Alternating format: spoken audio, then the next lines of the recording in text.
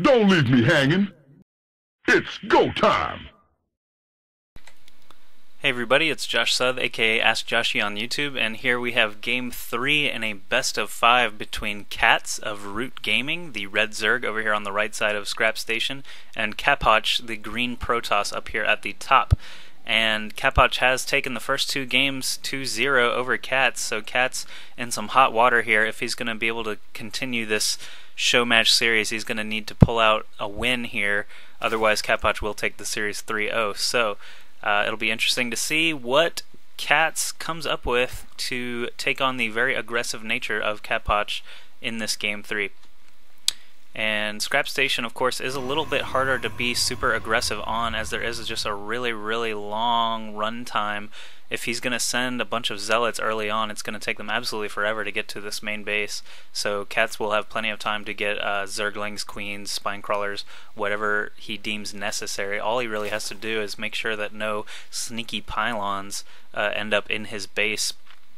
And Capoch actually has sent his first scouting probe on his way to CatZ base, and it looks like he is just going to rally around the base and not try to set any sneaky pylons right away.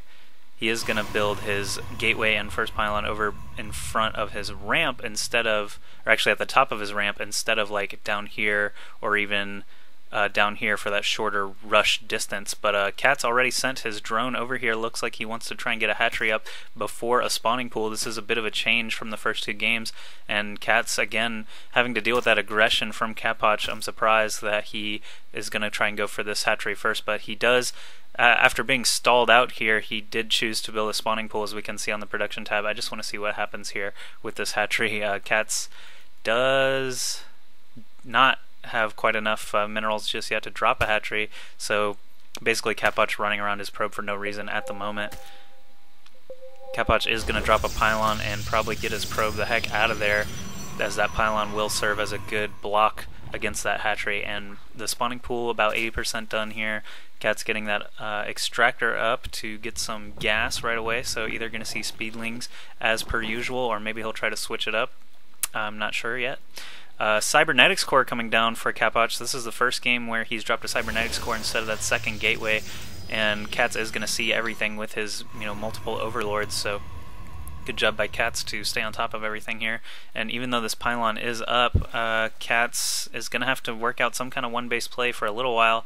At least he's got 4 Zerglings out now to try and mess up this pylon so he can get a hatchery down as quick as he wants to. Capoch is rallying his probe around the outside of CatZ base now, so he might be able to drop a proxy pylon somewhere if CatZ is not paying attention, but looks like CatZ did spot him this time. Is going to bring back 2 Zerglings to come deal with him, and he did leave 4 down here to kill off that pylon, so CatZ finally able to expand as he likes to do.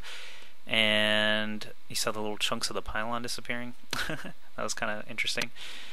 But yeah, CatZ expanding, has not sprung for the Zergling speed yet. He's got nearly 200 gas now, so I'm not sure exactly what he's going to be spending it on. He does have quite a lot of Zerglings, 6 of them, headed over to Capoch's base. Capoch only with 2 zealots here blocking his ramp, and he is tacking on 2 more gateways now, but that Cybernetics core makes me think that he's going to be going for a good mix of tier 1 units instead of a bunch of early zealots, as we saw on that Steps of War map. And then 4th gateway now coming down, so all this gas going to be used for stalkers and sentries, it looks like, for the foreseeable future.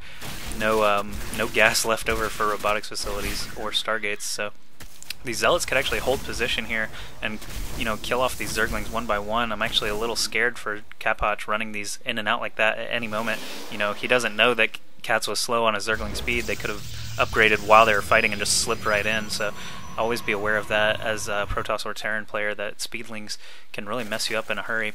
But Zergling speed is only about 50% done now, and that hatchery does finish for CatZ. He's got 2 queens. No, yeah, he does have 2 queens out on the field, getting a spine crawler up.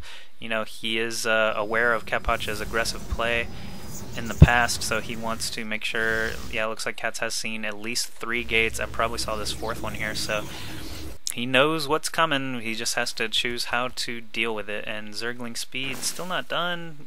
He is injecting larvae on time every time. If that second queen could just get its slow moving carcass over here, Bahonkus. There is finally an inject larva on that hatchery as well. And Spinecrawler coming up around the natural.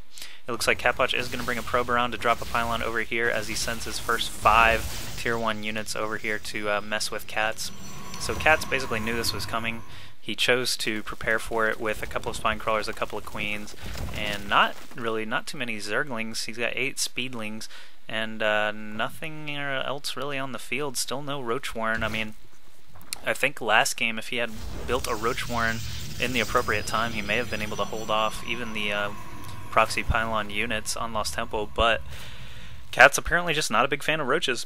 We'll have to see if these Speedlings, Queens, and well-placed Spinecrawlers will be able to hold off this huge tier 1 force of Capoch. And Capoch dropping another pylon up here, right near the battle. Good force fields here, sealing off basically sealing off this half of the tier 1 units so the Speedlings cannot come around. He actually put force fields all the way around now, so they could only attack that Stalker there for a short time, but of course the range units, the Queens and the Spinecrawler, were able to hit whatever they wanted that whole time. So Capoch actually did lose quite a few units there. I'm going to go to Army lost, units lost. Capoch, yeah, 1,875 resources lost to CatZ, only 525, so very good swing for CatZ, building the appropriate amount of Speedlings to counter this. And Speedlings do kill sentries really fast without any kind of force fields there to slow them down, but Zealots, of course, still just murder Zerglings, and this Queen, of course, is going to help out. So it looks like CatZ was able to fight off the earliest aggression. Going to be able to get some hits off on this pylon, but now 4 more units warping in now, 2 sentries as well as a couple of Zealots. He's probably not going to be able to bust this.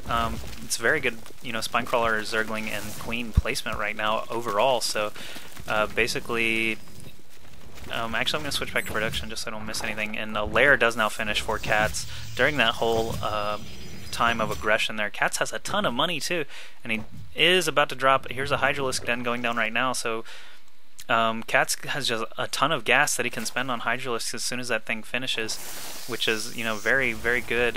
He's only spent minerals up to this point, and a little bit of gas for the lair and for the speed upgrade, but he got on that gas very quickly compared to the other 2 games, and now he's getting a Hydralisk Den, which we have not seen out of him in the first 2 games. Capoch actually moving down a little bit. He still has a couple of pylons close by and is able to warp in units instead of having to run them all the way across.